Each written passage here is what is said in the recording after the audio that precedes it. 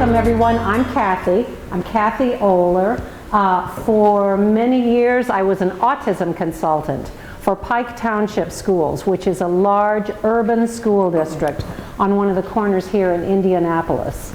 And as a function of being an autism consultant, I worked with many students and their families where executive functioning skills were a major concern. I'm also a speech-language pathologist. And I'm Cheryl Boucher, and I'm an occupational therapist, and then I also have my master's in special education.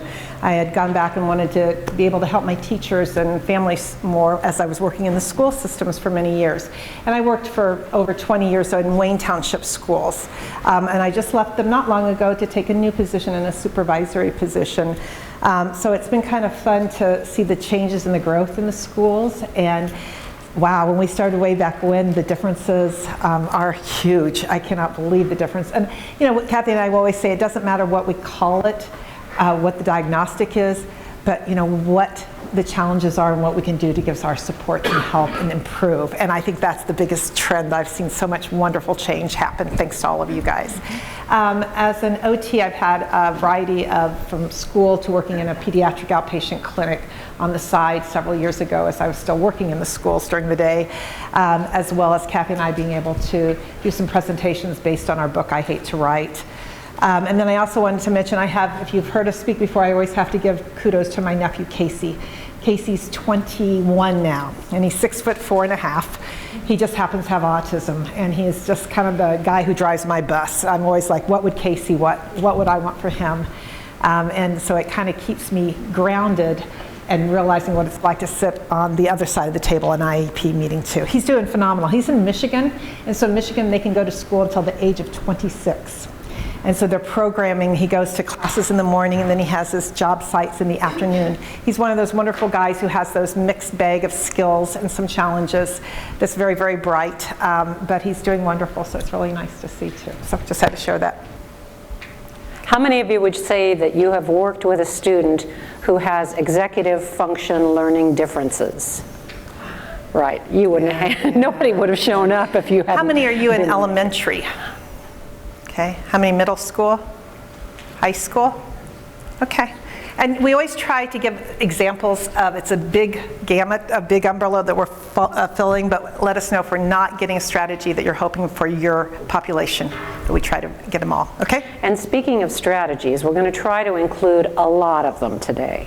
What we're planning to do today is this entire day is going to be spent talking about executive function learning differences.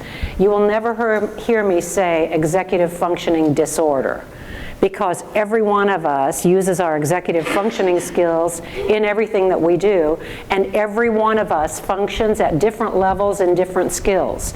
So do our students, only the differences may be more extreme, and that's what we're going to be talking about. They are learning differences.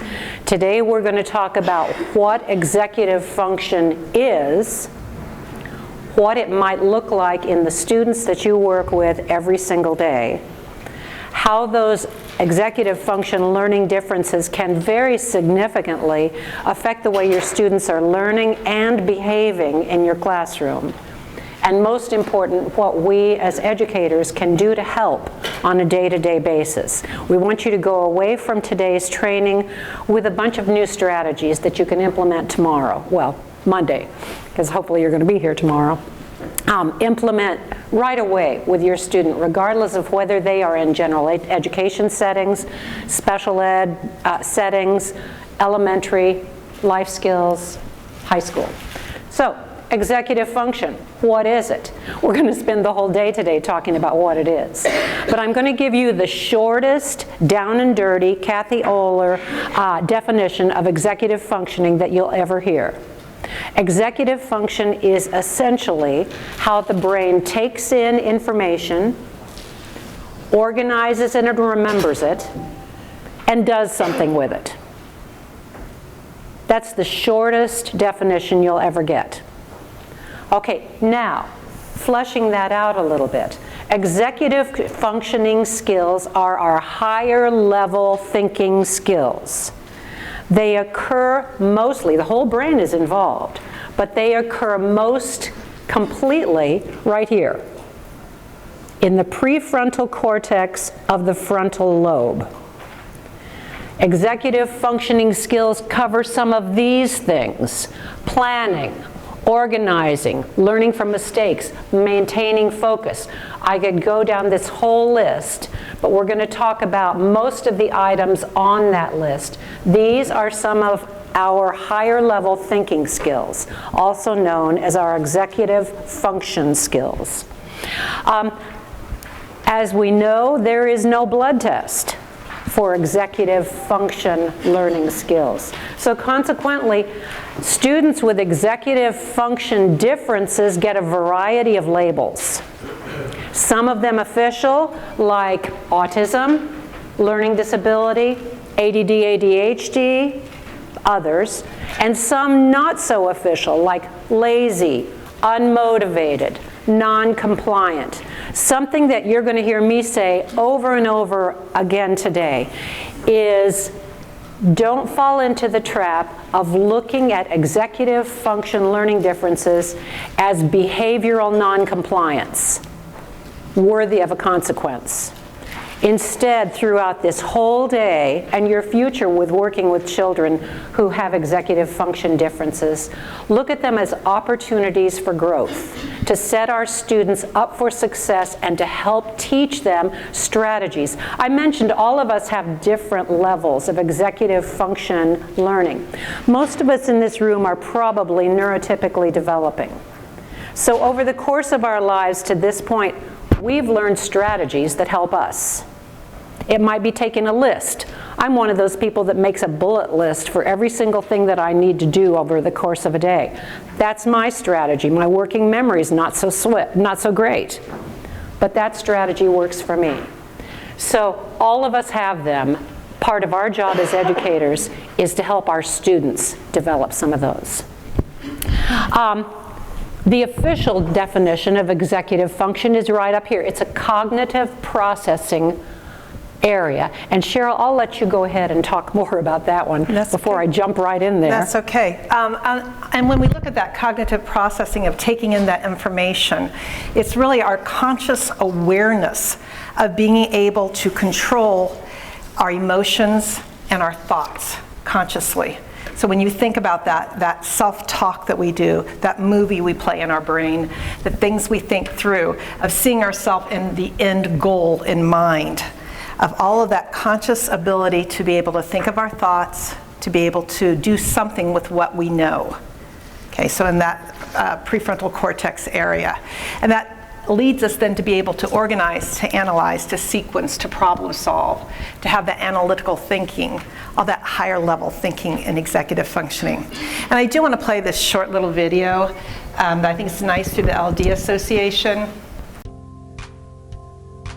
Do you have students who struggle to organize their time and their school materials? Who have difficulty staying on task or knowing when to ask for help? Who often procrastinate or struggle to transition to new activities and environments? Who act impulsively and have difficulty regulating their emotions? If so, they are probably struggling with their executive functions.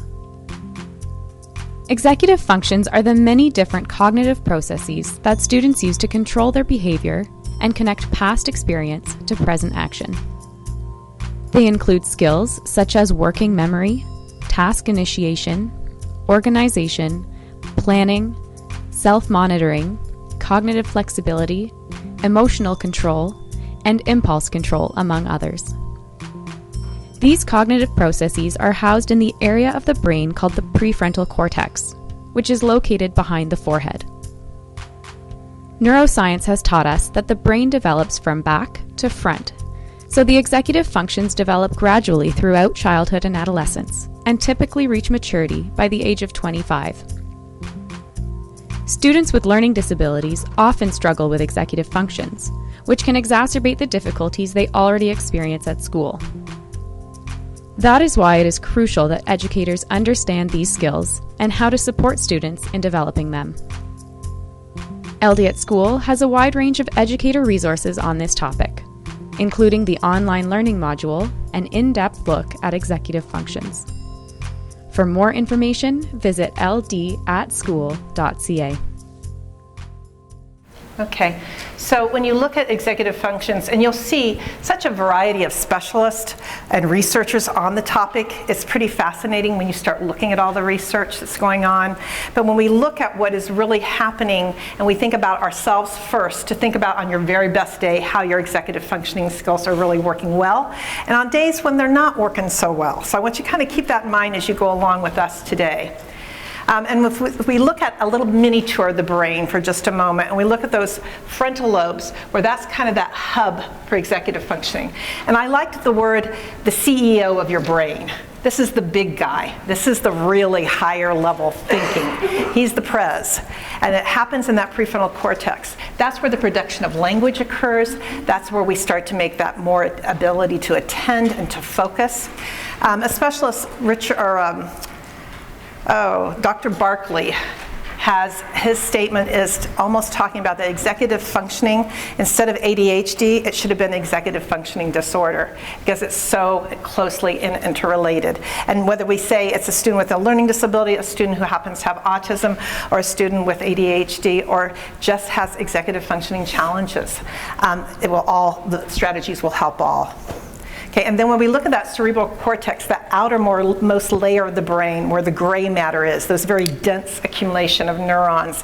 And again, that's that higher level, that real problem solving, that analytical thinking, that reasoning and analyzing information.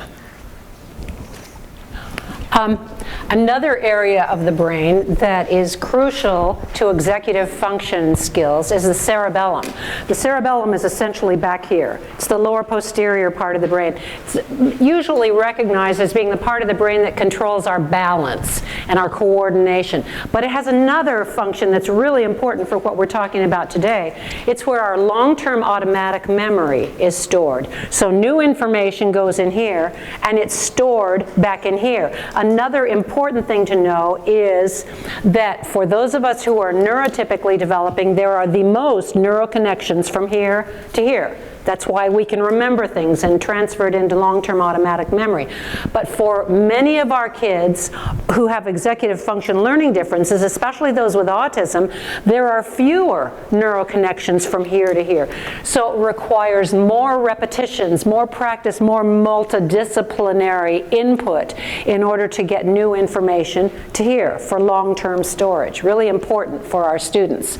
And the next one that I'm going to show you is the amygdala. This happens to be my current favorite. And I guarantee you, in the next week, you're going to see the word amygdala in the news someplace. It's kind of the brain part of the year.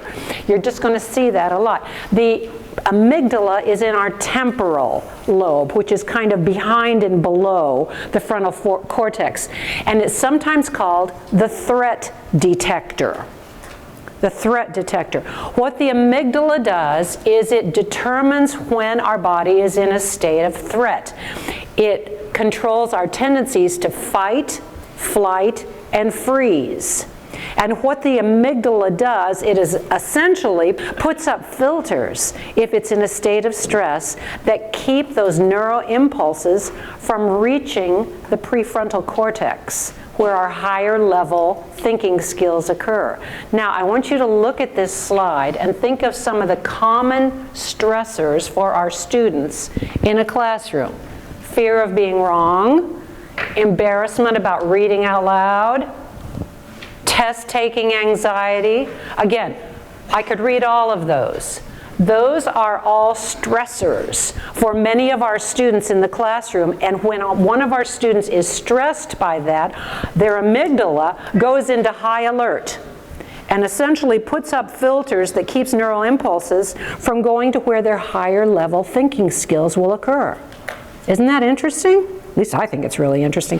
Another interesting sidelight. There was a professor at University of Illinois, Dr. Eve Tesler, I think it is, who looked at the issue of gender differences and stress with kids working in groups, boys and girls. The name of her study that she published in the Journal of Behavioral Neuroscience was called Cooties and Crushes. And to boil it down, what she found is that when boys and girls are working in groups between the ages of 4 and 7, the amygdala was in a state of high alert based on their neuroimaging. In other words, the cootie factor was at play. When it's in a state of high alert, when boys and girls are working together, those neural impulses are not reaching the prefrontal cortex, where higher level thinking skills are going, to the full extent that they are capable when there is no stress involved.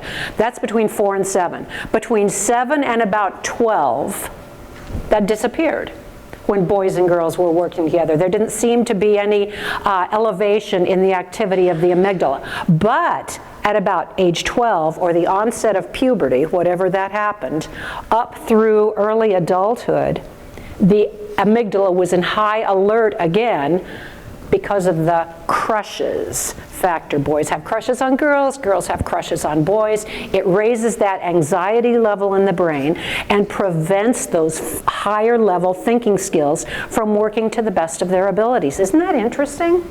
And that doesn't mean that we as teachers should stop having mixed gender groups. Don't do that. I mean, that's something that we need to teach students, to develop some strategies so girls can work with guys and guys can work with girls. It's essential that those skills are developed. But as an educator, it's important to be aware of the fact that some of our students will feel a level of stress there that we as adults don't immediately recognize. So just put that in the back and watch for the word amygdala in the press. You're going to see it. Okay. One last thing on the amygdala. Actually, that's a lie, because we're going to talk more about the amygdala later on, because it's really important. Lots of research, here's one of the sightings that you can go to. Lots of research shows that the best way you can help facilitate that effective use of brain neural impulses, sorry, that was not very smooth, neural impulses from moving from the amygdala to the higher level thinking areas, is to provide a positive, calm, trusting relationship. The most successful learning, memory, and higher order thinking is directly related and impacted by positive feelings. That's something we can control in the classroom. Okay. Also in the area of the brain are those parietal lobes, and that's where those monkey see, monkey do neurons are located. And that's that imitation.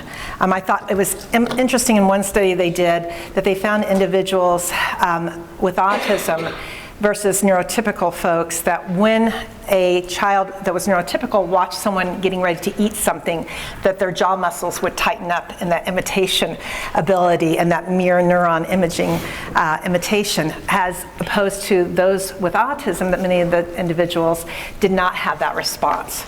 Or I kind of joked, I always said if you see someone kissing on the screen, you kind of start to pucker up yourself, that response that you learn socially and you do those imitations. Other studies will say that individuals with autism don't have differences in the mirror neurons. So we've seen both studies out. It appears at this time that there still needs to be continued studies. I think that we know that that imitation area is very difficult for many of our students, whether it's learning how to make a letter or do a motor action or learn a dance, just having the right beat to the class for a clapping song. So it can be many things, but that's part of the brain areas, that parietal lobe and those mirror neurons. And then the takeaway from this slide is really looking at that the prefrontal cortex, executive functioning, controlling that judgment, that prioritizing, and that delayed gratification. Really thinking about that and what age our kids are able to do that. And then these studies show, again, it matures about the age of 25, but there's some research coming out now that says even up until the age of 30. And so think about the expectations that we have of young students, and yet there are some good things developing very early. They're just not frequently there, particularly for our students who have some kind of a developmental delay and additional challenge in this area. What you want to be able to think about this is that it's so interrelated that it's hard to just say, I really just have a problem in this area, because it probably impacts some other areas. I may have also some strengths in one area, but also have some little bit of challenges in 2 other areas of executive functioning. It's incredibly interrelated, so I would look at it as a whole, and yet you're trying to look at specifically where your students' challenges are, if that makes sense. But trying to look at the 3 main things that we do know is that inhibitory control, the working memory, and that cognitive flexibility are really 3 core, very important areas of executive function that lots of other sub-areas will fall under as we go along. Inhibitory control, an indicator, they did studies on thousands of when they were very, very young all the way through adulthood. And they found those kiddos that had better delayed gratification and self-control at younger ages. It was the ones that had more success throughout life with their executive skills and with their careers, schooling, and so forth. Working memory is very critical for not only just taking in information and holding on to it long enough to do something with it, but to manipulate it and to compare and contrast it. It has a creative ability, and to be able to adjust your thinking as you're trying to hang on to that working memory. So really very, very important. And whether, again, you think of whatever the cause is of that working memory being a big deal that you can't see. We don't know what's going on until hopefully we've had some of that psychological testing done that gives us some information, and obviously functional skills. And then looking at that cognitive flexibility, that creative problem solving.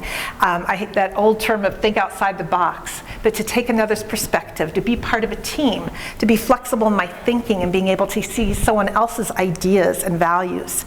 That's a tough one for many of our students. And then we've got the next several slides. We won't go through every single word on here, but it's just to give you an idea, some of the developmental milestones that come along from birth through adulthood. And so on this one, just kind of pointing out that between 9 and 11 months, infants can stabilize how to obtain an object that might not be within their reach, that they might be able to pull that blanket towards them to get the toy that they couldn't get to. I think that's pretty cool. That's some higher level thinking. Trying to remember where something is hidden, versus at 6 months, they might be able to learn, if told several times, not to touch an outlet, not to reach for something, and they might stifle their response. And that's pretty much on this one, Kath. I think the next one is yours. I wanted to talk about a few of these things. As we look through these, again, we're looking at the big 3 executive function skills: working memory, impulse control, also called inhibitory control, and thinking skills.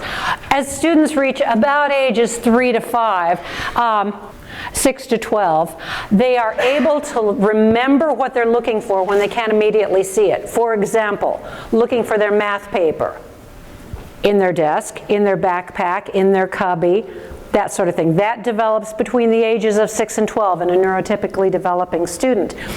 To expect a 5-year-old to do that is pushing the envelope.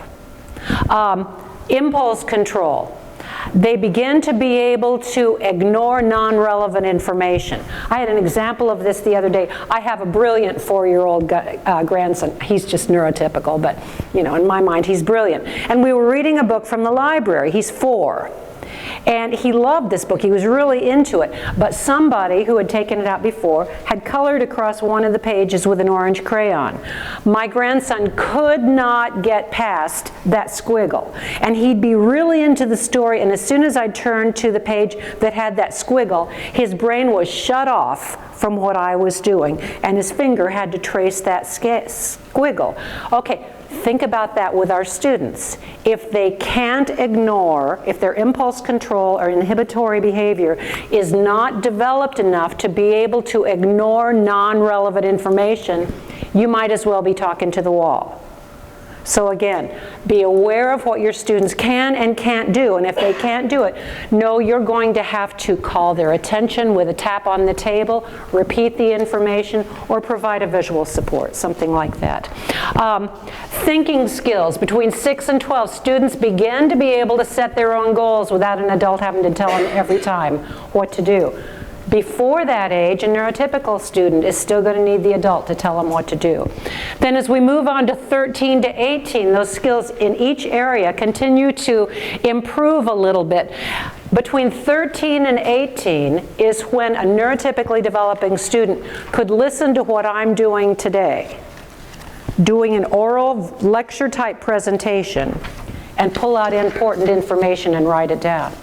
Before that age, a neurotypically developing student probably can't do it either, let alone our students who have challenges in these areas. So keep in mind how important it is to add visual supports of some sort to help our students who haven't reached that developmental age. Impulse control. Our students begin to be able to ignore non-relevant information. Think of kids passing in the hallway outside the door. Our students who haven't developed that yet, or who are younger than that basic age right there, are going to have their attention attracted to that non-relevant information, and they're not going to hear. What happens? As a teacher, have your student who struggles in that area not sit right by the door. That's a simple strategy we can do. Thinking skills, again, they begin to move into the social judgment areas that are more abstract. And all the skills continue to grow until, for girls, they're between 15 and 19, and for boys, between 19 and 24. Those skills mature to their peak a little bit later for boys. They're just wired a little differently. No offense, men. All right. Dr. Thomas Brown, you might read some research by. He's really an interesting guy. He is a specialist in ADD, ADHD, and the big breakthrough that he helped us make in the field in relevance to ADD, ADHD is to look at that particular disability not as a behavioral disability, but rather as a difference in the brain's self-management system and executive function. That sounds like semantics, but it's really a whole different way to look. It takes that field of ADD, ADHD out of the consequences punishment field and puts it into the proactive field of looking at executive function. Interesting work. That would be, if you're interested in that field especially, it's somebody good to read about. The next two slides I'm going to show twice today, because I want you to think of your classroom, the kids that you're going to go back and see on Monday. What do executive function challenges look like in your classroom? If you see something that reminds you of one of your students, on these two slides or on anything else, please write that student's name down. Cheryl and I have been to so many workshops where we both think, oh gee, I'm going to put that in play for Robbie on Monday. And then on Monday, it just sort of fades out. So if you see something that reminds you of one of your students, jot that student's name down so you can really make an impact on building his skills. This slide is mostly for elementary. The next slide is mostly for secondary. But students who may have executive function challenges may have trouble making plans. What do I do first to start a project? They may have trouble keeping track of time, because they're hyper-focused on something good that comes next, like recess. They may have trouble remembering to do more than one thing at a time. An executive function skill can be as simple as remembering that they have to spell the words right and do punctuation. That's doing more than one thing at a time. You can read through these. They are all clues. No one thing. If your student happens to show number, whatever, 5, that doesn't mean that he has executive function learning differences, but it's a clue to you that you might be able to benefit him by helping build a strategy in that area. This next slide is the same kind of things, but these are some of the things we see mostly at the secondary levels. Students with executive function challenges have trouble finishing packet projects because they have trouble with that organization and sequence and time management. All of the big ones are involved in a packet project. For our high schoolers, that's a real difficult thing to start. And getting started, I wanted to say about. Lots of times our students with executive function learning differences get stuck in inertia. They get stuck in whatever they're doing right then, even if it is just sitting. And it's hard to move to that next motor planning stage of picking up the pencil and writing something down. This is very, very typical of students who struggle with executive function. To a certain degree, it's typical of teenagers. But beyond that, our students who struggle with executive function, that involves everything. Motor planning, organization, sequencing, everything, just getting started. Just know that that is something that you may need to set your students up for success for. Okay. And so as we look at some of the areas continuing about executive functioning that falls in this category, and sub-skills, look at attention and focus, and think about having my attention, what you think about attending, but not only just attending and focusing and filtering out what's not important to tune into, but to be able to maintain that attention and focus, even when you're not real interested, even when you are getting bored, even when you do want to leave, and you still are trying to maintain that ability. Being able to try to stay on topic of what is being conversed over. Having the social fake, I used to like to tell my nephew Casey, he's learned to go, oh, and I say he does it better than some neurotypical individuals because he sincerely is trying, even though he's not really all that interested at times, but he gives it a good try. But shifting my attention and focus. There's so many times we have talked about students who, we have lots of good things that happen in a class and it happens kind of quick. And I have given the example in past presentations that we had a group of individuals that were really high need of support in a classroom. And the classroom teacher noticed lots of kids had questions about the writing prompt. So as they all just finally got started, including the children that I'd come in to help to give some support with, the teacher decided instead of continuing to answer questions over and over again, she would have what she called center stage. So she had everybody come to center stage so she could get all the questions answered, everything all done, and everybody could go back to work. Well, the problem was for the students that I was supporting was that for them to shift their attention and focus back and forth was a really big challenge for their executive functioning skills.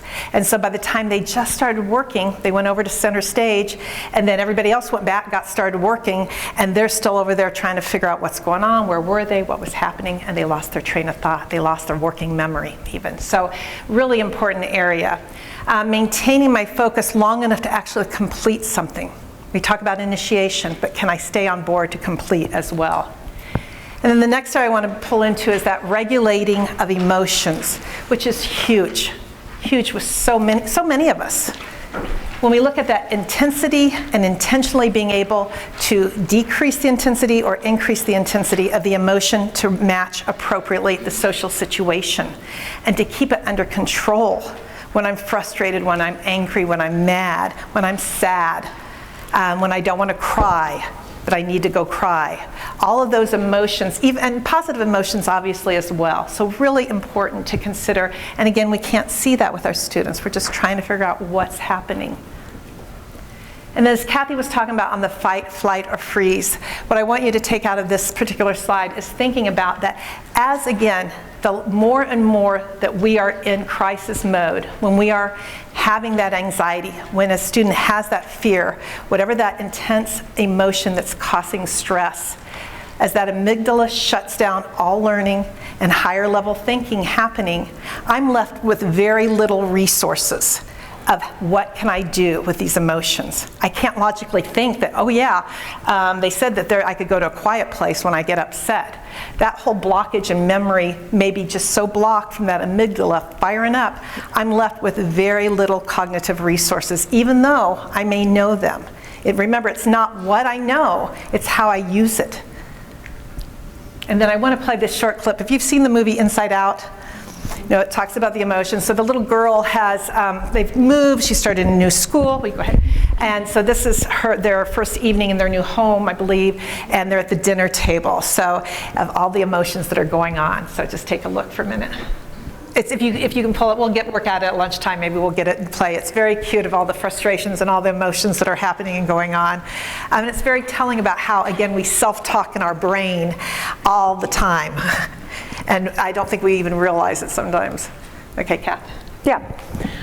All right, next I want to talk about working memory, which is one of the areas that your school psychologists seem to talk about a lot. Do you guys still talk about working memory a lot? My school psychs always did a lot. Okay.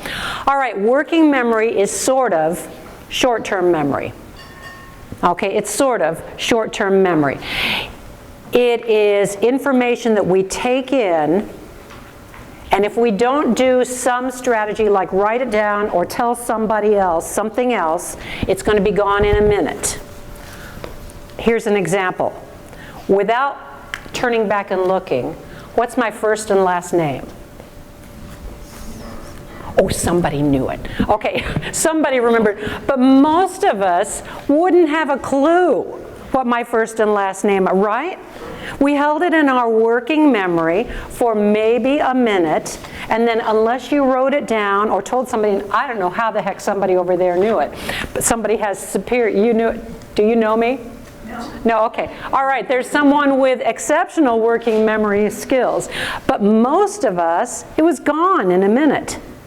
Now, as a teacher, if we had had the students, you guys, write it down or turn to your shoulder partner and say it out loud a couple of times, verbal rehearsal, that would have helped.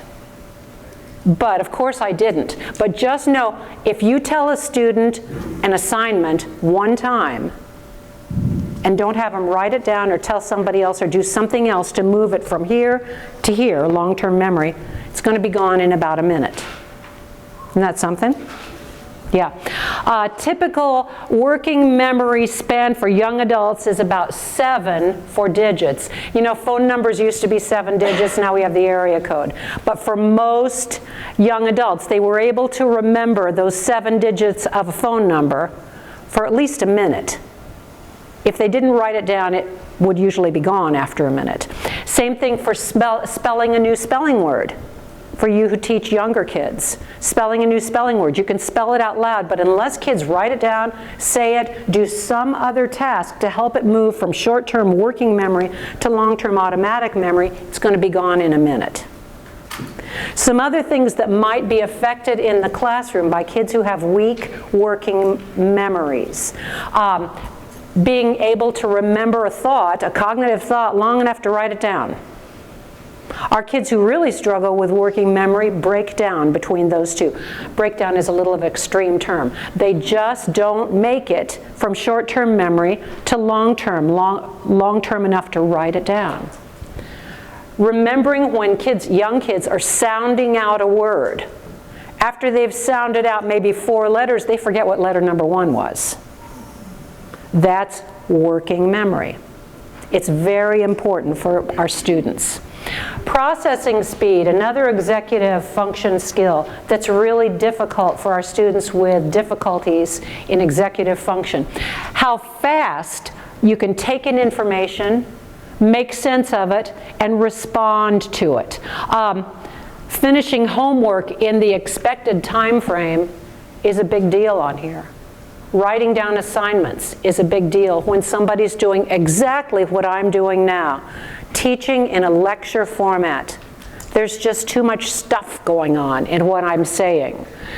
The brains of many of our students can't process that fast. We'll talk about some strategies for that in just a little bit.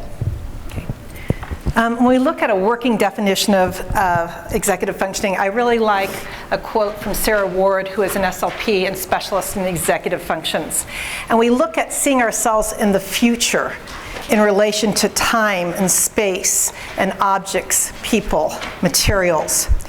And so, for instance, last night, Kathy and I were trying to decide what time we're doing everything. And so we had to look to ourselves in the future, in our mind's eye, to say we're starting at 9 o'clock. It typically takes 30 minutes to get set up. We want to have breakfast before we start the conference. And so we had to backward chain, and we were together, so we self-talked out loud. But normally I do that in my brain. I self-talk myself through. We play a video, we play a movie in our mind's eye of what's going to be happening in the future and what I want to do. A lot of times it's based on our past experiences, right? So we've done this a lot. So we know that sometimes there's problems with technology. This may take a little while longer. We need more space in this time. I know how long I needed to take to get ready this morning, what time I needed to get up, what time I wanted to get up to review my notes. So lots of things that we automatically do that we're typically pretty good at this point as adults. But for many of our students, again, this is a tough area to conquer, to be able to see myself in the future. And for our younger kids, there's even research that's been done that, our really young kids only see themselves in the future for a few hours. Then they get a little bit older and it might be a little bit more hours. And then it's a little older for 2 or 3 days. But it's not even until adulthood that you can see yourself in the mind's eye for 2 to 3 weeks, or our college students. And that's neurotypical folks. So again, very important. And what I'm gonna do when I get there. So it's like, when I get to that end, what's that goal? What does that look like? What does done look like? What does are you ready look like to our students? Because what we think is, are you ready, is very different than what our students may think of as being ready. And what does it look like when I'm all done and seeing myself in that future? So just a quick example, and we've got a lot more to come, but looking at, if I had a paragraph, I wanted students to write one paragraph. And to many of my students, they may have written 1 or 2 sentences and thought they were all finished. And we're looking at somewhat of a length of what the page looks like to be able to visually show, match the picture.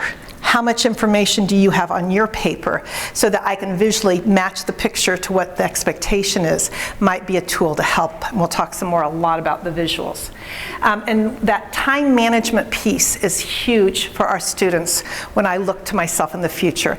They don't have the ability to time manage. They don't see the passage of time. And we'll be talking about some strategies to help support that. And then Dr. Adele Diamond, who is also a specialist and researcher in the area of executive functioning, she shares her main areas that we need to have as success, as adults, as students, as individuals in life, to have that creativity, coming up with a new way of thinking of an idea, that creative thought, mental flexibility that we were talking about. We have to have discipline and perseverance, and I think that's a hard one, right? I might have got started, but then I come across a hard part. It's too tough, it's too hard, it's too much, it's too long, and I give up. So it's real important to be able to have that. And then that self-control.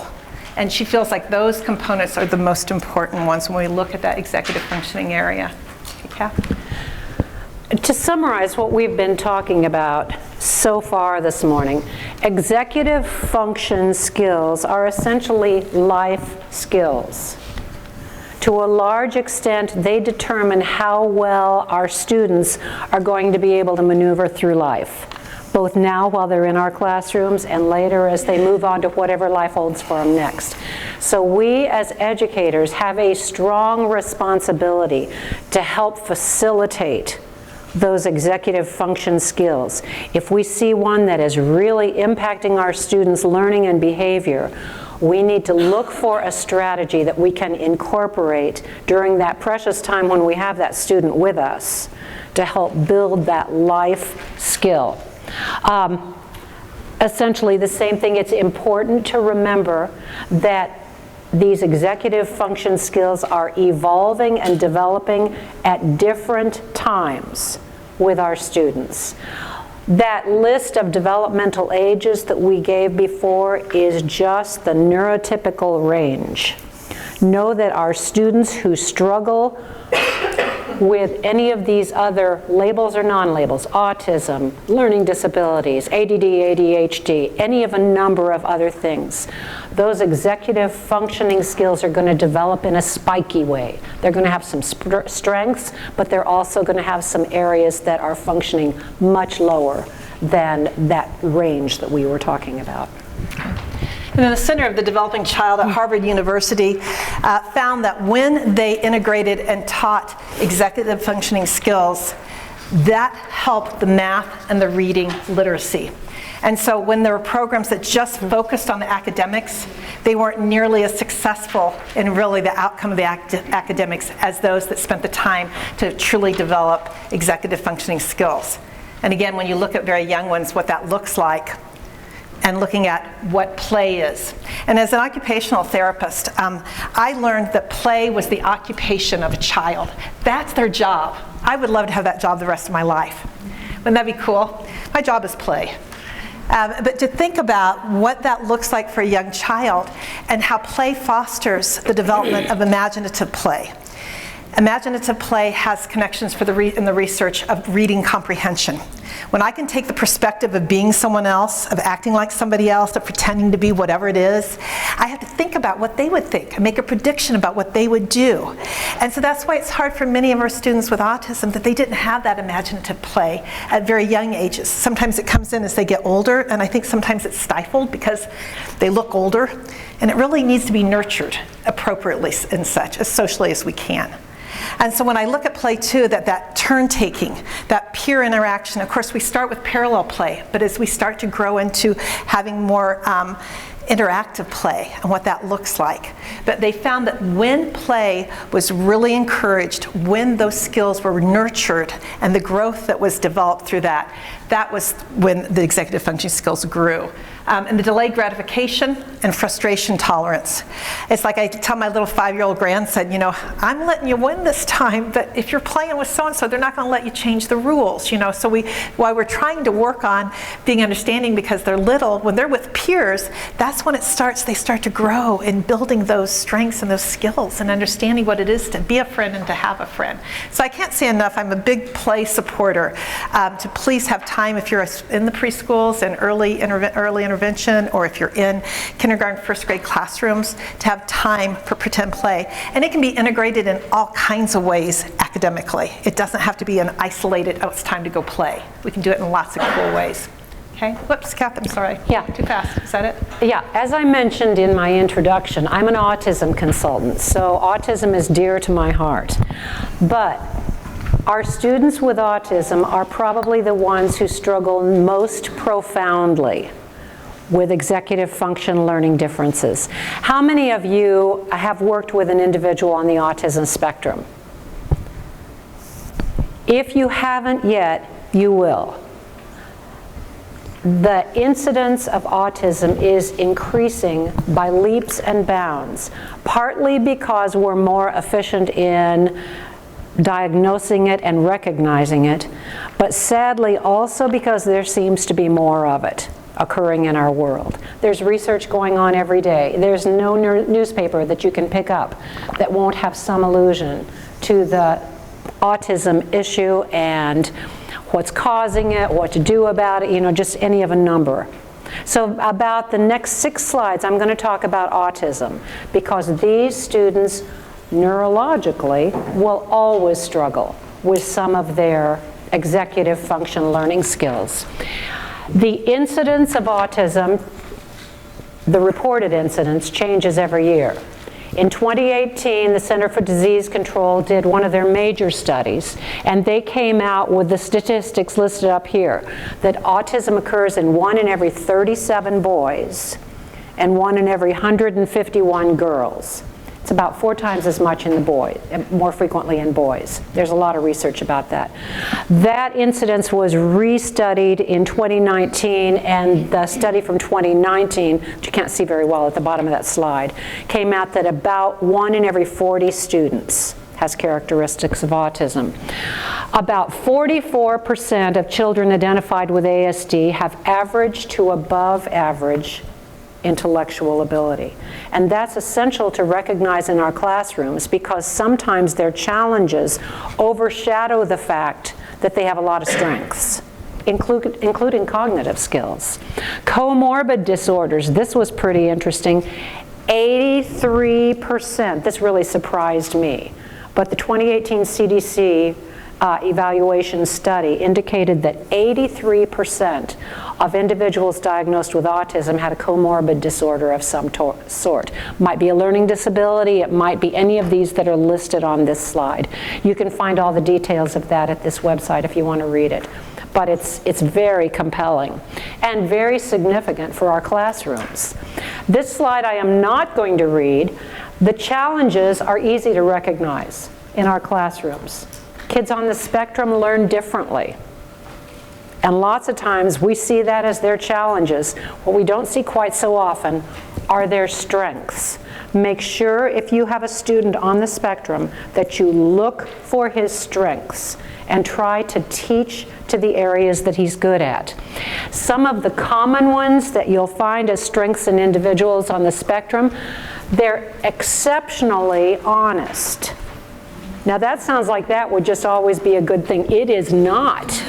It is not. Yeah, the student with autism may be the one that will say to you, this assignment's stupid. And don't ever ask a person on the spectrum, do I look fat in this outfit? Because you'll get the honest truth whether you want it or not. You know the Big Bang Theory?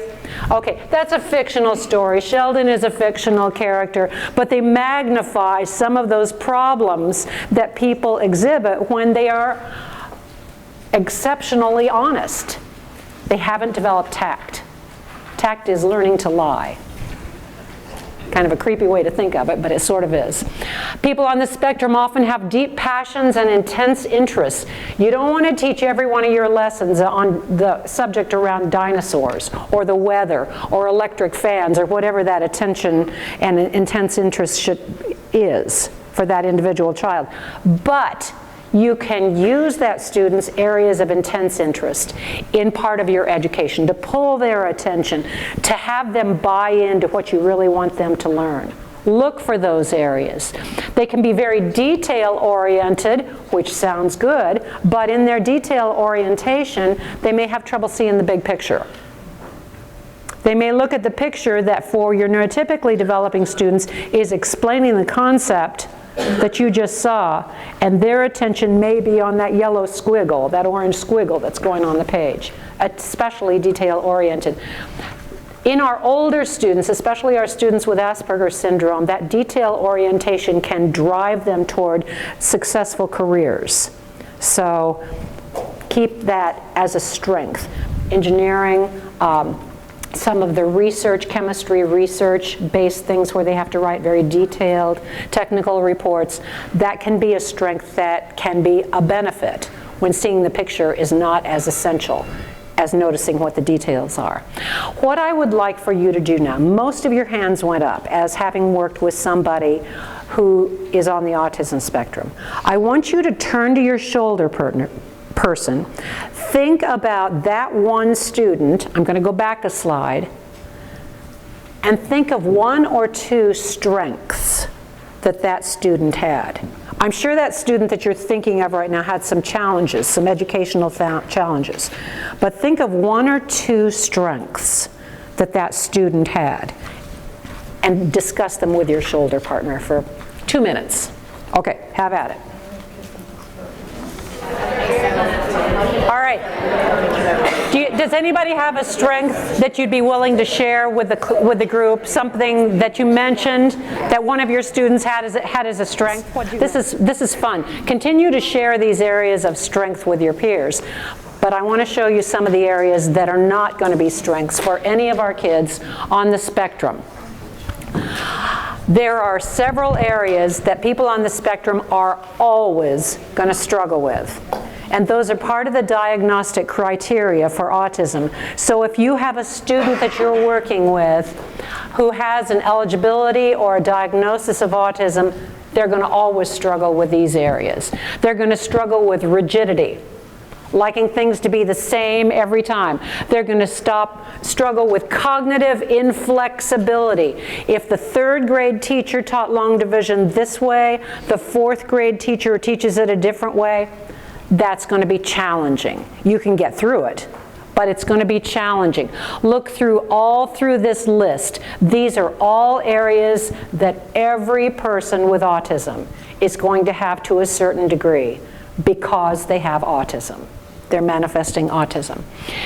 Here are some more of these. They're very, very important. Problems negotiating compromise will almost always be a challenge. And it's as important for us as educators to recognize that these are not non-compliant decisions. These are not punishable behaviors.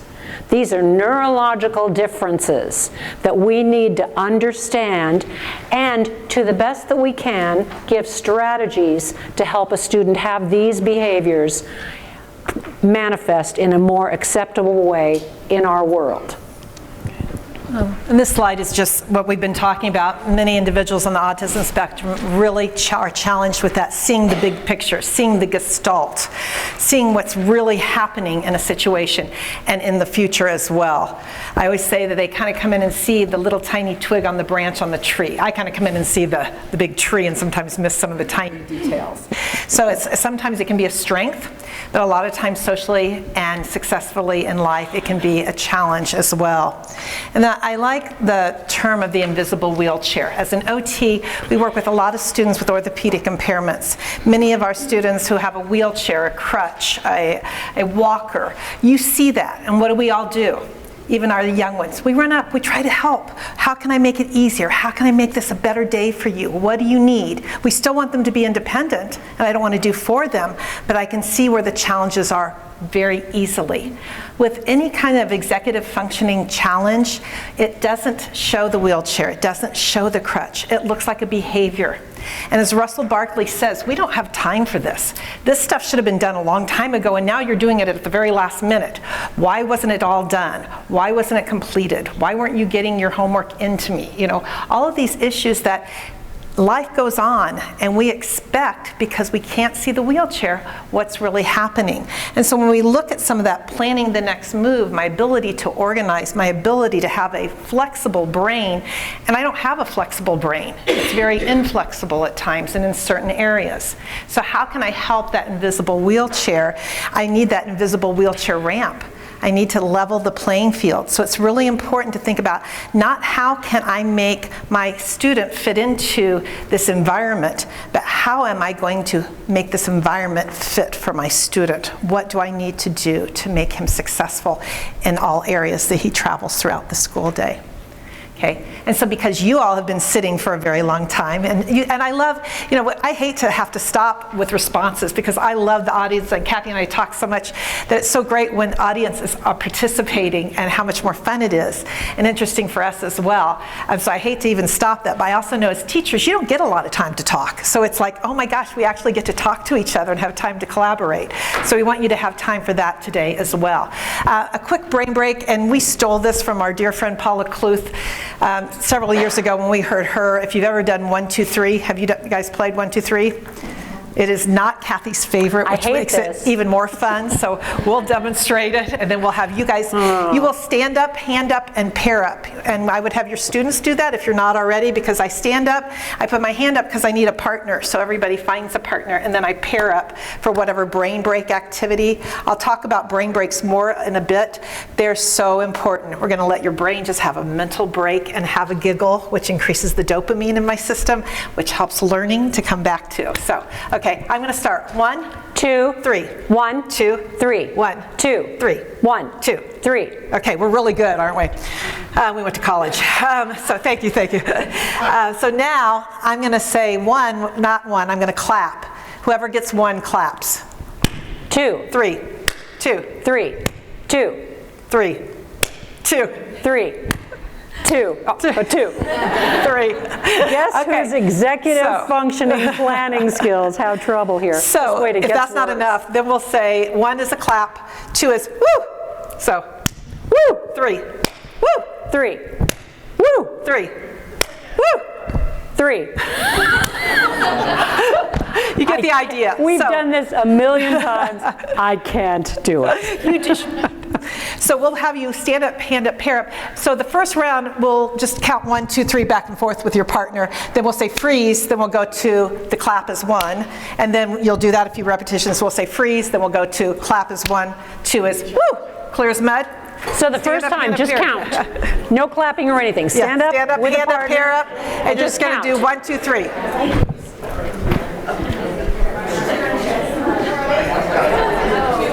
Okay, just go ahead and start. 1, 2, 3, back and forth. Go. You don't have a partner, raise your hand. I'll be your partner. Does anybody else not have a partner? Okay. Okay, I'll start. 1, 3, 2, 1, 3, 2, 1, 3. Okay, and freeze. Now you'll do 1 as a clap. Whoever has one claps instead of saying it. Ready? I'll start. Or you go ahead. 2. Okay, all right. We're ready to the clap. Okay, 1 is a clap. 3. 2. 3, 2, 3, 3. 2, 3, 2, 3, 3. 3, 2. Okay, and freeze. Now, 1 is a clap. 2 is woo. Okay, Go. you'll see my breakdown. All right.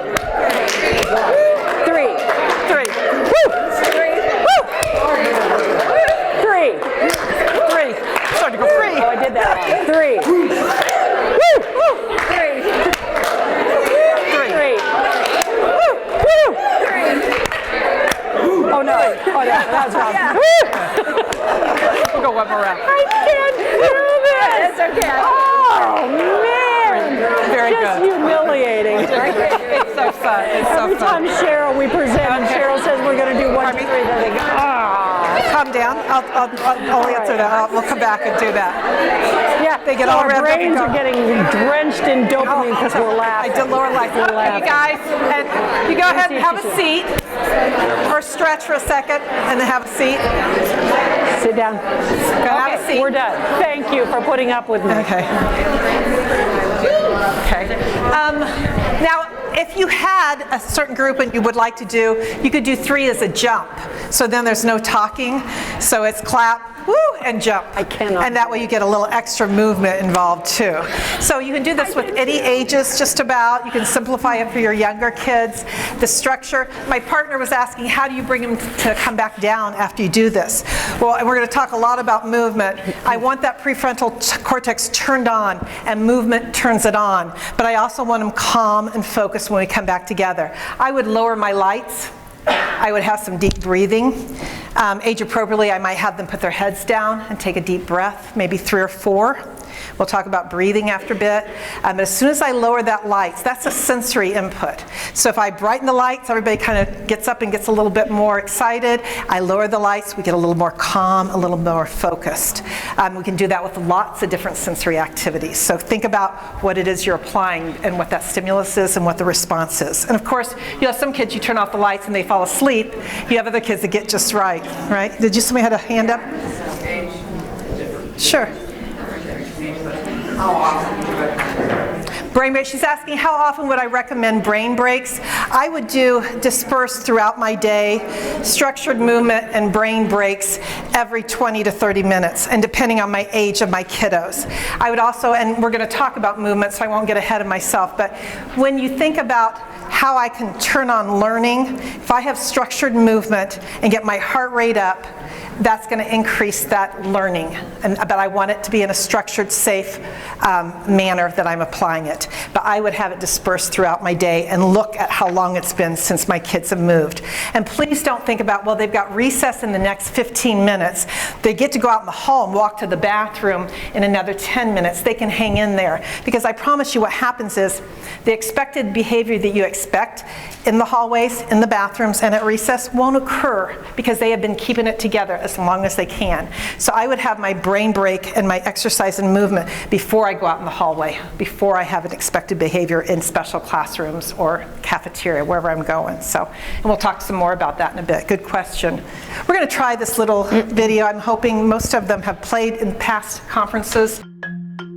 Not so long ago, many scientists believed that the brain did not change after childhood, that it was hardwired and fixed by the time we became adults. But recent advances in only the last decade now tell us that this is simply not true. The brain can and does change throughout our lives. It is adaptable, like plastic. Hence neuroscientists call this neuroplasticity. How does neuroplasticity work? If you think of your brain as a dynamic, connected power grid, there are billions of pathways or roads lighting up every time you think, feel, or do something. Some of these roads are well-travelled. These are our habits, our established ways of thinking, feeling, and doing. Every time we think in a certain way, practice a particular task, or feel a specific emotion, we strengthen this road. It becomes easier for our brains to travel this pathway. Say we think about something differently. learn a new task, or choose a different emotion, we start carving out a new road. If we keep travelling that road, our brains begin to use this pathway more, and this new way of thinking, feeling, or doing becomes second nature. The old pathway gets used less and weakens. This process of rewiring your brain by forming new connections and weakening old ones is neuroplasticity in action. The good news is that we all have the ability to learn and change by rewiring our brains. If you have ever changed a bad habit or thought about something differently, you have carved a new pathway in your brain and experienced neuroplasticity firsthand. With repeated and directed attention towards your desired change, you can rewire your brain. So when you look at neuroplasticity, that's exciting, that we can rewire the brain, that we can improve, not just accommodate, but improve executive functioning skills. I think that's fabulous. And it just makes you think of so many more strategies and ways that you can do that once you start thinking in this realm. And so when I look at that it being brain-based is changeable, it is not fixed. That the more that I use and teach and practice the activity, the skill that I am trying to learn, the deeper those neural pathways develop. You think about like kind of going through the snow in a pair of snow boots, and if you just went one time, you kind of get a pathway going. But if you repeated and trudged through that same pathway repeatedly, how deep those pathways then become. The repetition part is critical. None of us can do anything unless we have a ton of repetition, right? I would love to learn to play an instrument, but I know the amount of time and repetition it's going to take to get those neural pathways deeper and deeper ingrained. And so when we learn something and we don't have repetitive practice, then we're not going to have the long-term memory retrieval and usage of the task, whatever it is we're trying to learn to do. So I want to talk a little bit about some of the research that is out, and you think about the neuroplasticity of the brain. There's some research done on computerized training programs, and it's changed even since last year when we had presented. Some of the new research was first saying, there's support in computerized programs. The one program, oh goodness, I put it in my notes. It's I'll get it at break and tell you what it is. It's Intel Comp or something like that. There's one program that's been done on working memory. And it was found that it was helpful with executive functioning skills. However, it was only in that content at that site. There wasn't carryover into other arenas. One area they found was self-regulation training of things like how does your engine run program, of zones of regulation, of working on self-regulation skills. There was progress made in those areas. Games involving turn-taking have had merit and research supported. The martial arts and mindfulness, the true Taekwondo, the true karate type of really learning the art of Taekwondo and not looking at the competitions and so forth. The mindfulness of being mindful is being present, being in the moment, right now, right here, focused on truly whatever it is you're participating in doing. And so when you combine that mindfulness with Taekwondo, there was a good 8 really strong studies that showed the research supported an improvement in executive functioning. And then aerobic exercise we're going to talk about here in a bit. I'm talking about the connection between the prefrontal cortex and movement and exercise. Tools of the Mind is another program that has had research based and Unstuck and On Target. I had an opportunity to hear the therapist and the team. They have a multidisciplinary team of OTs, SLPs, special ed teachers, regular ed teachers, gen ed, and administration, I believe, as well on their team. The program was taught contextually in the environment it's going to be used at home and at school. And that's what Russell Barkley will talk about, when you have to be in the environment where this is going to be used.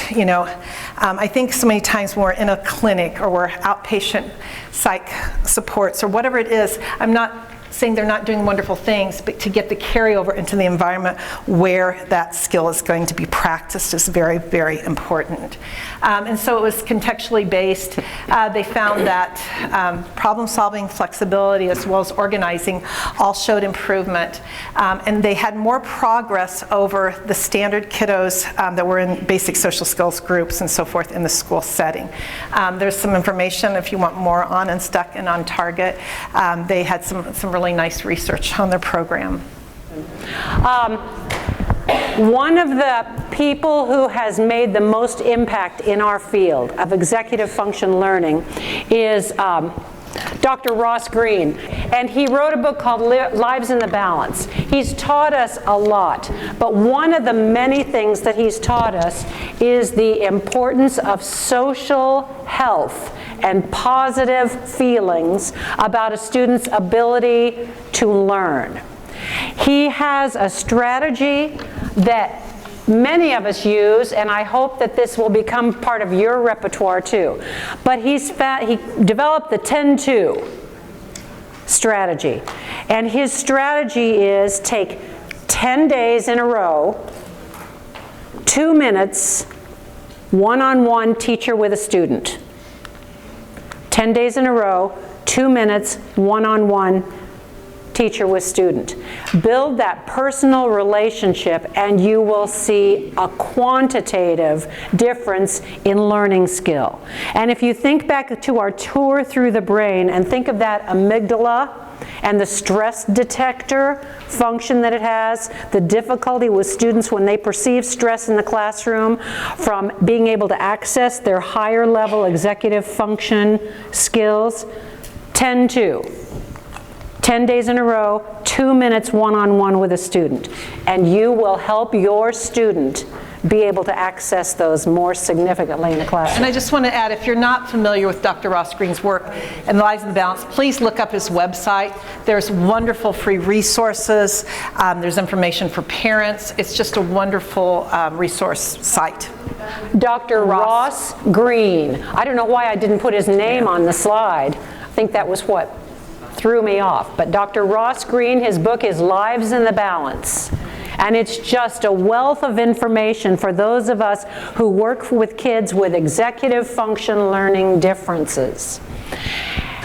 And related to that, in the neurology field, there has been a lot of neuroscience study done in the last couple of years on the effect that positive and negative experiences, repeated positive and negative experiences, can actually have on the genes in our body.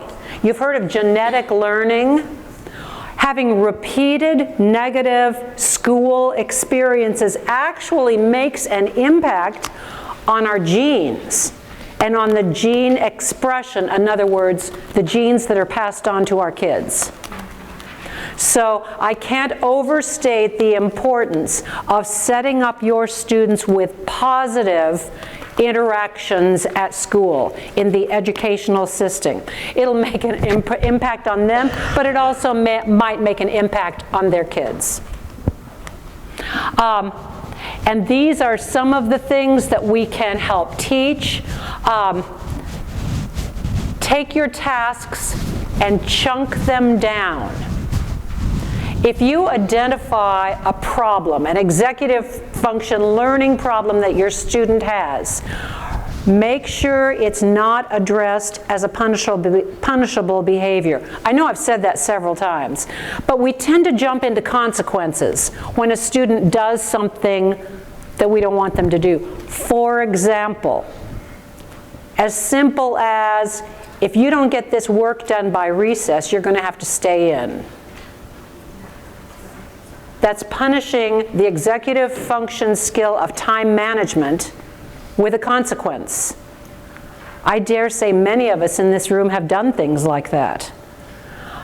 Time management is an executive function skill. Much more effective would be if your student continually has trouble getting his stuff done by recess. Recognize that as a time management skill and begin to teach a strategy, maybe a timer. Maybe a timer on his desk, an egg timer that you turn upside down. Do 5 problems before you run out of sand here. Or a time timer if you have one of those. Before the red goes away, do this chunk on this paper. And I intentionally said the word chunk then because another strategy we can do is chunk our students' work. If it works, do it often and teach them that this is a skill they can do on their own. As a teacher, to chunk it, we might say, do this part of the paper, then hold up your hand and I'll check it. Now do this part of the paper and hold up your hand and I'll check it.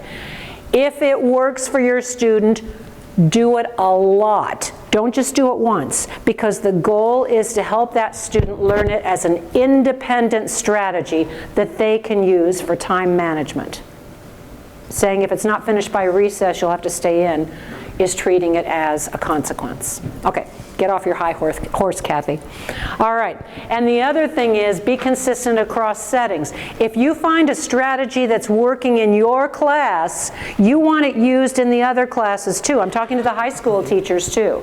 If you're teaching social studies and you're working on a time management strategy for your student in high school, have a team meeting and encourage the math teacher to do something similar. If you're working with a life skills setting and you find something that is working for time management, initiation of tasks, any one of those, make sure everybody knows the strategy so that student is getting it from person to person and across settings. Yes.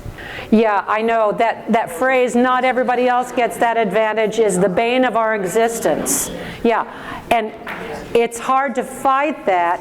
The best way to fight it that I've found is through success. Oh, look, he's finishing all of his work in math class. Here's what we're doing to help that happen. Rather than, okay, you social studies, you English, you music teacher, you art teacher, you all need to do this. You're probably not going to get the buy-in. So go through your successes and see if you get buy-in that way. It's a problem for many of us. I will not downplay the importance of that. You know, and I think sometimes we need to kind of look as a whole, depending on what the strategy is. To answer your questions, just my thoughts too, that we need to kind of consider that what looks fun at first for other kids or somebody else wants to do it, that after a bit, it wasn't that cool and I don't need it, I just want to get my work done. And so I could have a basket of fidgets that I'm going to give some students who really need to self-regulate with an appropriate fidget, and other kids want it. But after a while, they just want to get their work done.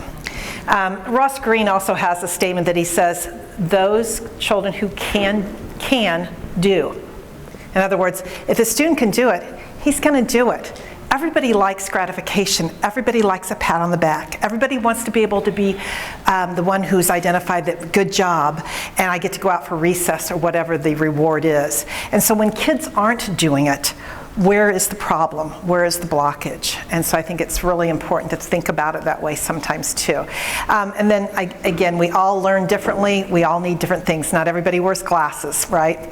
So we're not all going to put our glasses on just because John has his glasses on. So I think it's an ongoing process though. Yes?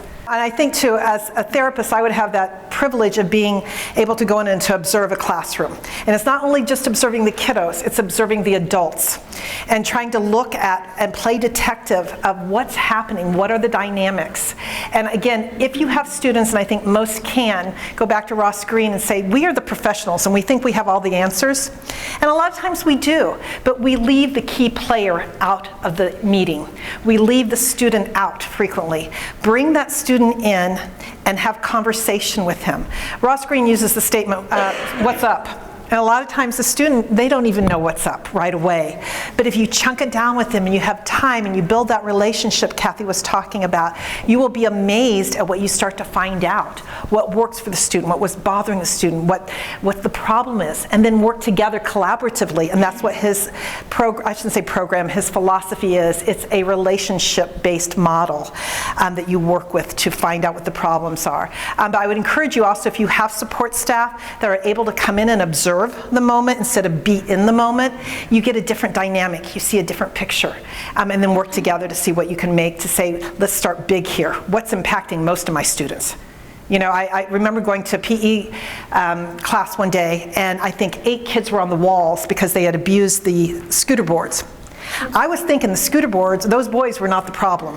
The way the activity had been presented and allowed and initiated may have been the problem. And so, but anyway, so you know where I'm going. So at any rate, so as we can support our students, we're going to look specifically at explicitly teaching and having frequent practices in order to get it from short-term to long-term memory retrieval. And we've been talking about this, but this is because our working memory doesn't stay with us. We want you guys to really get this information. And then I want to look at implementing strategies that I may want to teach this wonderful skill and help the student to be more independent, but if I've not looked at sleep, hydration, food, illness, medications, I'm going to miss the mark. You know, again, that student may very well be having that amygdala fired up, and you're teaching me, but again, I can't make those connections right now. I'm too tired, I'm too sleepy, I'm too hungry. Mom and Dad were fighting last night before I went to bed. Who knows? Very quickly, I would say, however you can share with your families to get electronics out of our kids' hands at least an hour before they go to bed, that they are put up and locked away. It has a huge impact on the melatonin that's developing for sleep in their system and puts their brain back ready to work. So, and the other stresses, some things I can't control what's happening at home and family dynamics, but what I can do is at school is I can teach my students about their brain. I can teach my students about their amygdala. And this is, you know, in health classes, you're teaching about the heart and the lungs and the muscles and so forth. We need more time to teach about the brain. And then with that brain information, teaching strategies of deep breathing, of exercise, of meditation, of mindfulness, ways they can help themselves. And that's not just for our kids, it's for all of us. And the research is abundant out there showing it helps a lot. And then remembering when you're working with your students, and I'm sure you guys all do, but we all have our moments, for every 4 positive to 1 negative, 1 criticism, 1 problem, that to think, did I have 4 positives today with this student? And I know sometimes it's tough. It can be a tough call. Okay, and I want to talk about scaffolding and guided learning. And the Soviet psychologist Vygotsky coined the term many years ago, the zones of proximal development. And what that is really saying to us is that where is your student at right now in whatever skill, whether it's academic, whether it's just learning to hang up their coat in the cubby, where are they at, and where could they get to the next step with a little bit of guided learning, a little bit of supports, a little bit of strategies. And so when you look at that zone of proximal development, I remember hearing one speaker talk about that they had wanted to learn to swim when they were a kid, and at the lake during the summer, they were always so afraid, and the dad went ahead and just decided to give him a good push off the dock to put him in. That was not his zone of proximal development. He was not there. So he had a horrible experience and memories of swimming. So when you think about where are your students at, and where could they be with just a little bit of help? So you assess their current level, see what they're doing, whatever that skill is. And I know many of our kids have lots of things they need to work on, lots of good strengths, but lots of things to work on. Think about the most important, the bigger one, and chunking that down. Trying to look at using verbal cues and prompts as needed. I want to take away my verbal prompts because I don't want many of our kids, particularly those on the spectrum, to be prompt dependent. I don't want them to think, this is the way we do it. I wait until she tells me, and then I do it. I want to be able to have them to have strategies to pull from, to be able to use those visual supports as long as they need them. But remember, the more I practice and practice the skill, eventually I may not need that support. We had a student who was a first grade kiddo, and specials were at the end of the day. And so he had a horrible time with his motor planning and executive functioning, trying to get his coat and hat and gloves on. And all the kids just took their coats and backpacks to the last special and went to the bus from there. So we literally had to make visual cues that were chunked down of the sequence of tasks that he was going to do. In this instance, we did not take pictures of him personally. We have with others, but in this instance, it was just the sequence. First your coat, then your hat, and then your gloves are last, because he would get his gloves on, and of course then, you know, it's a mess trying to get a zipper done and so on. And even if he'd forget half of the things.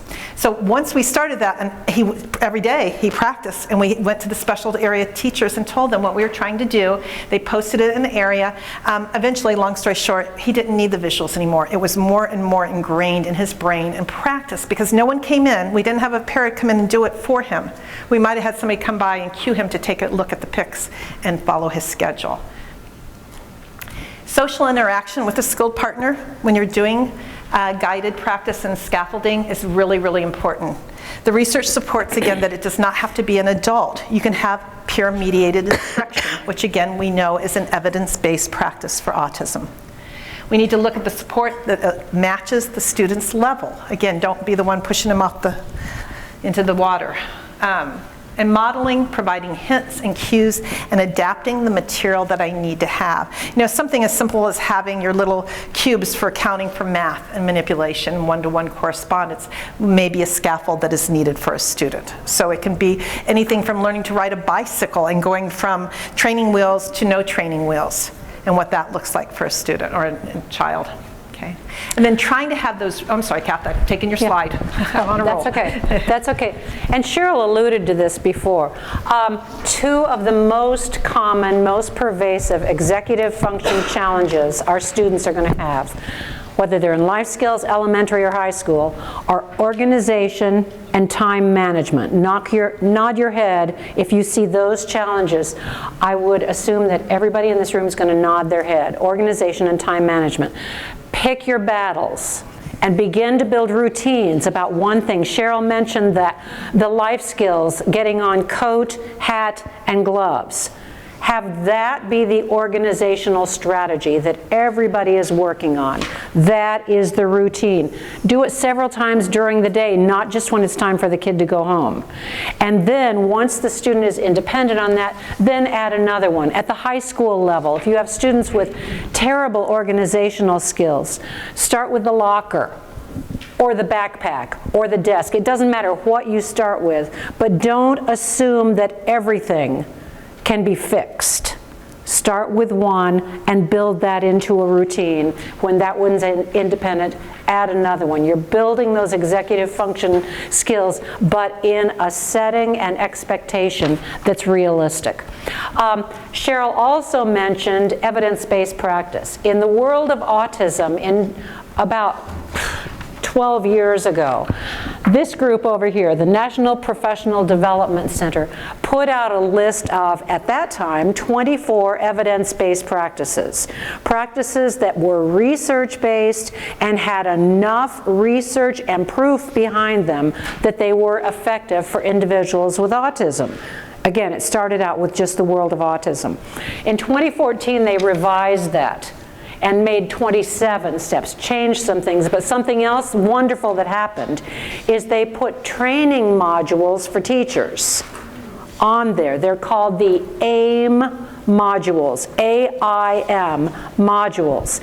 They are professional development training modules for us.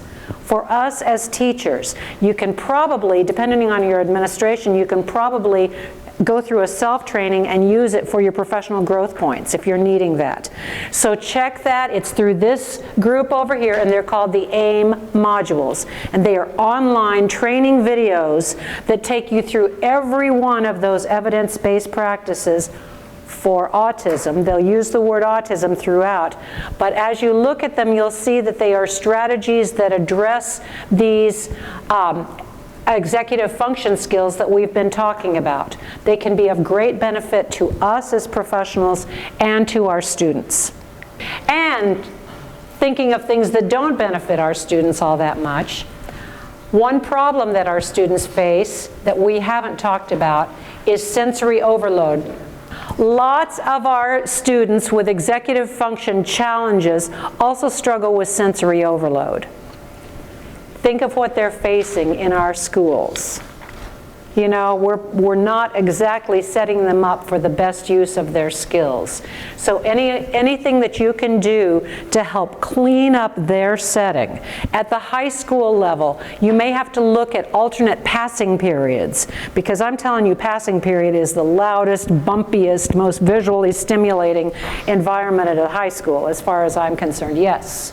It's recommended that you put up things in your classroom as you are going to be teaching them, so they are relevant to your students' learning and engagement and interest.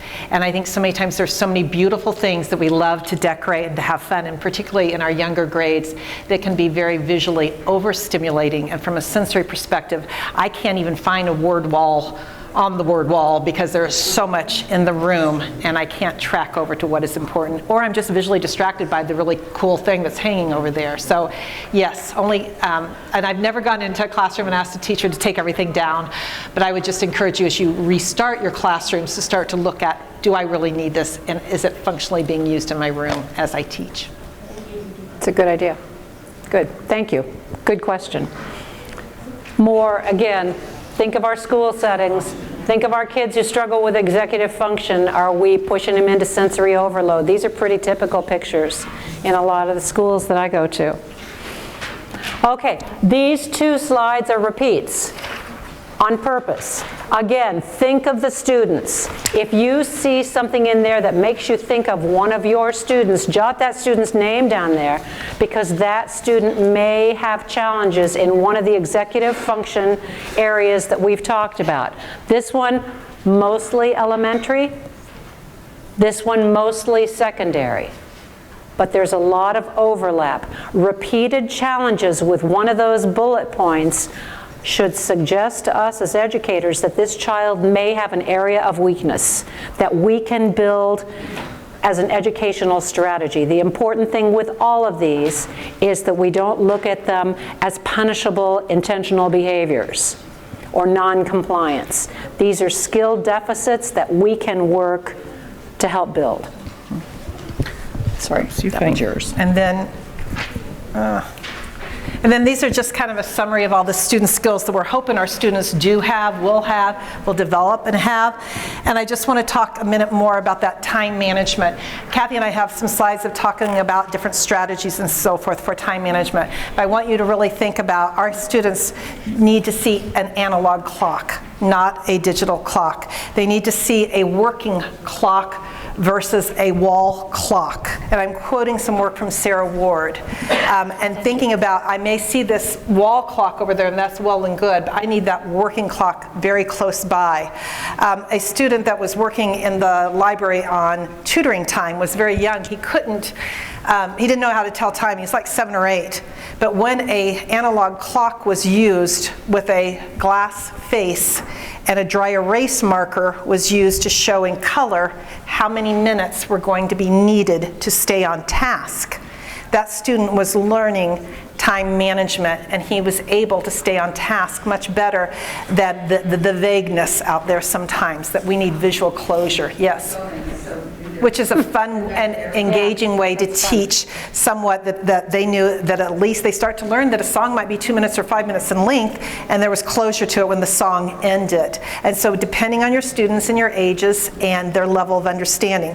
So I want in the big picture them to actually learn time passing and what that looks like. And they're not going to get it on a digital clock. And those individuals as adults, one of the biggest problems with any special needs is the time management piece and holding a job of getting to know where they need to be. They have skills, they have abilities, but they can't access what they know because of those deficits in executive functioning. So I think it's just important. We're going to talk some more about on the clocks and time management and what that looks like as we go along. I want you to take a minute at your table and just talk about, we talked before about what is the strengths of one of your students, and to think about that strengths. Maybe you'll choose the same student now and let's talk about their more intense challenges. Or it could be a different student. Think about one challenge. I mentioned earlier, maybe you want to take a big problem maybe you want to take a little problem to work on and make it more manageable for you and for your student. And there may be a couple simple strategies that don't take as much time to develop and to keep practicing the repetition with. So take a minute at your table, talk about a student you have in mind with and what that challenge is and what direction you think you might be going when you leave here, that this is the student you may be focusing on. I'm all about more universal design, so I want you to be able to help your whole class, but take that really tough student. Just give a minute. I want to throw in while I'm thinking of it is on this time, going back to the time management, to think about what robs you of your time. What gets in the way of what you're trying to accomplish when you see yourself in the future and you've talked through in your mind's eye what's going to be happening, what you're going to be doing, or what you want to get done in the next hour?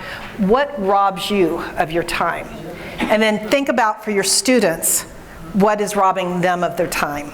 And think about asking them that question. When I worked with a student who was a 6th grader and he could not get his homework turned in to save his soul, he told me that when he got home, he couldn't stop playing his video games. His mom didn't get home until 6 o'clock. And then she expected him to also do all these other things. And he was honest about it. He couldn't stop himself. He couldn't control it. So what were we going to do about that? We made him a home analog clock. We gave him the color coding of how much time everything was going to take. We used the ready, do, done strategy that we'll show later and talk about that a bit. We talked about what exercise he was doing before he tried to sit down to do his homework. So we had strategies in place that he had to practice and practice, but I had to have parents on board because I wasn't there for homework. But I wanted him to visually see himself in the future, to play this video of what do you see yourself tomorrow with Mrs. Smith that you are handing in your homework? What does that look like? And then backward chaining what we had to do to get him to that point. And that he was able to talk through and use gestures, which I want to talk some more about in a bit, and use his gestures and pretend and talk through what he needed to do. One time was not enough. I met with him regularly at school in the environment where the homework was at least coming back, but I had to have that conversation with parents to get them on board. So, yeah. Okay. The next few slides are going to talk about the issue of writing. You know, Cheryl and I, this is dear to our hearts. You know, we wrote the book, I Hate to Write, that we're going to be talking about tomorrow or the next day, I forget which, strategies for kids in elementary levels, strategies for kids in secondary levels. So these next few slides are about writing, and you're going to see a little overlap if you go to one of those trainings.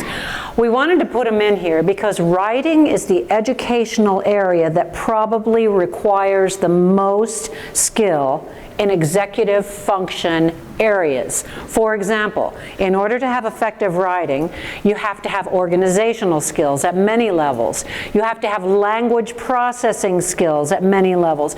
You need to have sensory regulation and self-management. You need to have time management. You need to have on and on and on and on. We'll talk more about that at those other sessions. But if you have a student with executive function challenges, I can almost guarantee that some part of the writing process is going to be significantly impacted. Next few slides give just a few sets of data about that. NAEP does an assessment every few years on writing proficiency in our students. And the 2011 one, They've updated parts of the data, but not everything, so I went ahead and used the 2011 data. That 24% of 8th graders and 24% of 12th graders performed at a proficient level in writing development.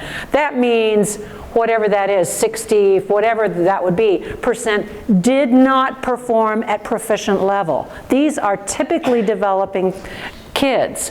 This particular one looks at the executive function concern of autism.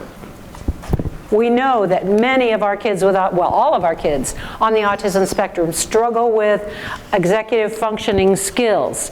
The research, here it is if you want to look it up, shows that kids with ASD demonstrated a decrease in legibility, complexity, and number of words. Okay, that's a specific area. There are lots of others. Initiating the task is also another one. Look at learning disabilities, specific learning disabilities. These slides have some acronyms on them, so I apologize for those, what you're going to see. But kids with specific learning disabilities, one of the unfortunate things is that their challenges in written language actually get worse as they get older, which is a heartbreaker because we've given them so many strategies, but what happens is that as kids move through the grades, the demand for longer writing and more independent work without the teacher saying, do this, it will help you. Remember, you need to do this. So it's essential with our kids with specific language disorder that we build those independent strategies while they're young.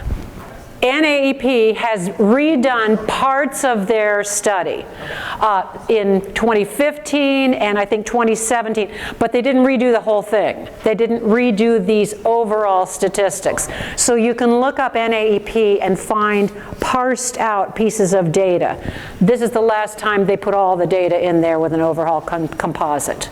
So that's why 2011 is, what, 9 years ago. Specific learning disability. Let's look at, this one as an SLP really took the wind out of my sails. Think of all the kids that work or have worked with the SLP, especially on their language skills. You know, the day of kids seeing the SLP because they can't say their R's, that's gone. That's not what SLPs can do anymore in the schools. I mean, I can still do that, but I'm not allowed to because of federal guidelines. Okay, SLPs generally now are working on language and language processing, and that's what we're talking about with executive function issues. Now, most of our kids are not going to work with the SLP by the time they get to a secondary level. That doesn't mean that the SLP has been able to fix their language impairment. Undoubtedly not. It's based almost always in some executive function challenge area for that student. And this one, where the study came from, it was out of the Mayo Clinic, found that among children with speech-language impairment, the cumulative incidence of written language disorder, sorry for the acronyms, by age 19 was 61% for the boys and 55% for the girls. Those are kids that still had written language challenges because of all of the demand for executive function skill. The kids who didn't have it, this is typical, by 19 was 18% for boys and 9% for girls. So just to emphasize the fact that executive function challenges don't go away. We need to build those routines so kids can perform to the best of their ability. The last one, I think this is the last one, is ADHD and ADD. Terminology has changed a little bit. Cumulative incidence of written language disorder was 65% for boys and 57% for girls. Here are the statistics down here for kids who didn't have ADD, ADHD. Again, think of the impact of those executive function challenges on this one educational skill. So, writing. It's essential that we keep working on writing, and I am absolutely not talking about the fight between cursive and manuscript, and I'm not talking about the pretty letters, not at all. I'm talking about that process of getting information from here onto something that we as educators can see, whether it is through pencil paper task or through the keyboard, doesn't matter. Study down here done out of Harvard in 2010 is really, really compelling. It shows that just the act of writing, think of your literacy goals that your whole school works on, elementary or secondary. Writing about material that has been read increases comprehension. Teaching students how to write increases reading comprehension, fluency, and word reading. And increasing the amount of student, just the quantity of student writing increases reading comprehension. This is significant for elementary and for secondary. Writing can really be our friend for student literacy progress. All right, make sure we set our kids up for success when they have writing writing projects, whether they're in life skills, elementary, or high school. Make sure their sensory needs are met. Is there distraction that can be eliminated? Noise from the hallway, too much stuff on their desk. Motor, are poor motor skills impacting their behavior and their written production? Instead of doing everything with a pencil, can we move them for some of their tasks to a keyboard? Language, do they really understand what they're supposed to do? Or have we used too many words? Or told them what they're supposed to do, like I'm doing right now, with 1,000,000 words? Organization, do you need to break the task down into smaller chunks so they can have a sense of accomplishment to meet that goal? So when we look at trying to get our students to be able to access their executive functioning skills that they do have, and then while we're trying to work on what is the challenge areas, I need to look at that foundation. I've got to look at their sensory processing areas, whether it be with writing or just getting ready to go home at the end of the day. So if I look at all of the areas of sensory, you're going to have a very quick Sensory 101 class, so you can understand, because it's not just our friends with autism, it's many students with not being identified with another challenge, but they have sensory processing challenges. It may be a student with ADHD and sensory processing. It could be a student with a learning disability and sensory challenges. So it's more when you start to see again these behaviors, could there be a sensory-based issue? Is the student who's got his head laying on the table truly didn't get enough sleep last night, or is his vestibular system not functioning to a neurotypical level and he just can hardly keep his head and neck up against gravity because it takes too much energy to do so. So it's worth, again, playing detective and looking at.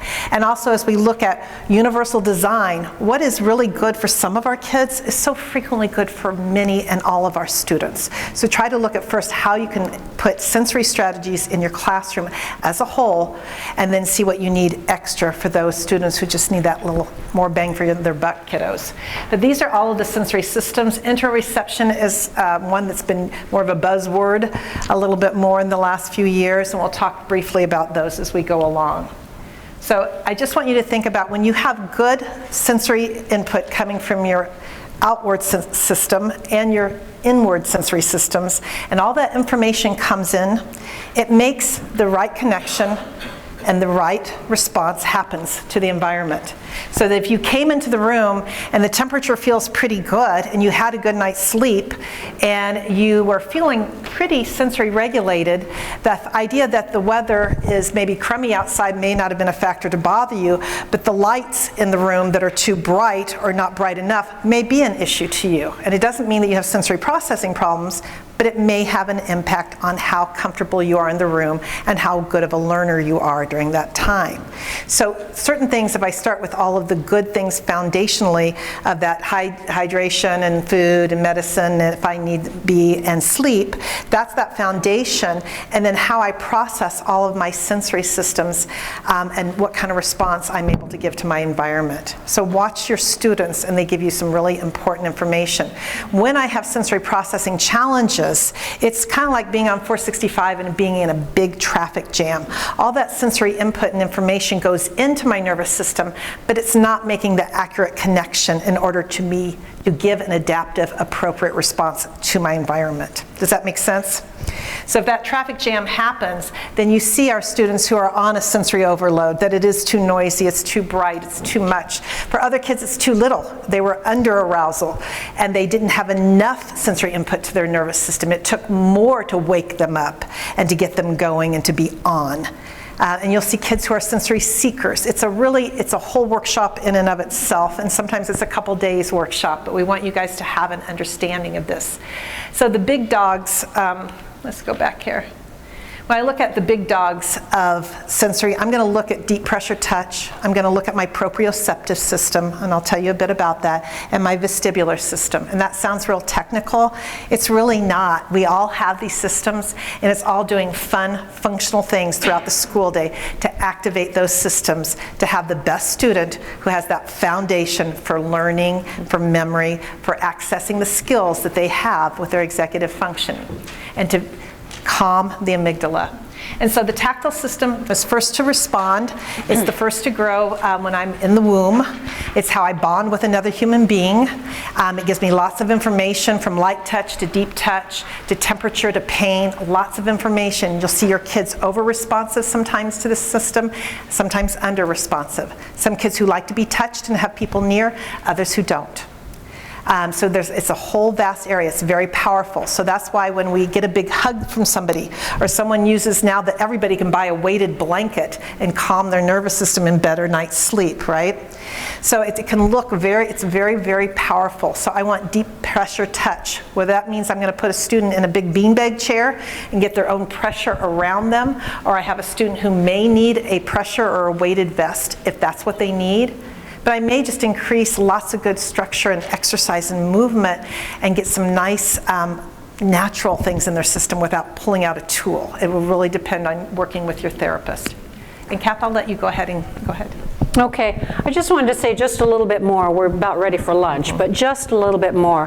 Cheryl was talking about sensory processing disorder. Rarely are we going to have a student come to us with an official diagnosis of sensory processing disorder.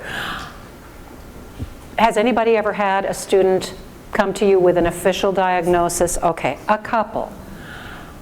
But often are we going to have students in our classrooms who struggle with sensory processing. I would almost guarantee that in every single classroom of students, we're going to have kids who struggle with it.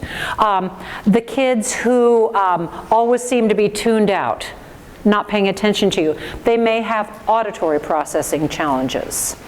The student who writes all over his paper like this may have visual processing challenges. The student that chews on his pencil, do you have any of those pencil chewers? They may be over-responsive or sensory seeking. And the student who's always bumping into other kids when he crawls over to get back to his place in circle time, or at high school when he's passing out papers and he runs into this kid's desk and knocks this kid's books off his table, those kids may have proprioceptive challenges. Our students have sensory processing challenges that impact their lives and their education with us. So it's important for us as educators to recognize those differences, not treat them as consequence-based behaviors, but as areas for opportunity that we can help the kids set up strategies to adjust. All right, we're going to talk more about those. As Cheryl said, there are the big three sensory systems: tactile, vestibular, and proprioceptive.